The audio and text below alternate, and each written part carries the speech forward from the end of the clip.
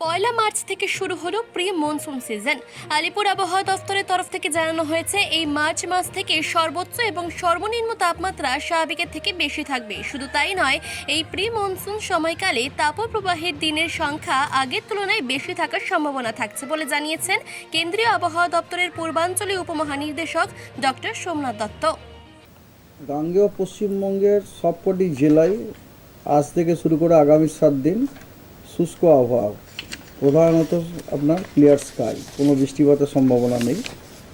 উত্তরবঙ্গেরও বেশিরভাগ দিনগুলিতে বেশিরভাগ জেলায় আপনার শুষ্ক থাকারই সম্ভাবনা আছে। কেবলমাত্র আজ উত্তরবঙ্গের কয়েকটি জেলা এবং আগামীকাল আপনার দার্জিলিং এবং কালিম্পং, এই কয়েকটা জেলাতে আপনার বিক্ষিপ্তভাবে হালকা বৃষ্টিপাত হতে পারে দু এক জায়গাতে, আর তুষারপাত হতে পারে। আজ থেকে হচ্ছে প্রি মনসুন সিজন, আমরা এটাকে হট ওয়েদার সিজনও বলি। এই মার্চ মাসে পশ্চিমবঙ্গের জেলাগুলিতে ম্যাক্সিমাম টেম্পারেচার স্বাভাবিকের থেকে বেশি থাকারই সম্ভাবনা আছে,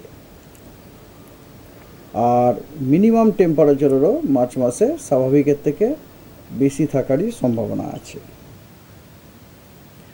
চিফ এডিটর জিতেন সরকারের রিপোর্ট, চেতনা বার্তা, জেগে থাকে জাগিয়ে রাখে।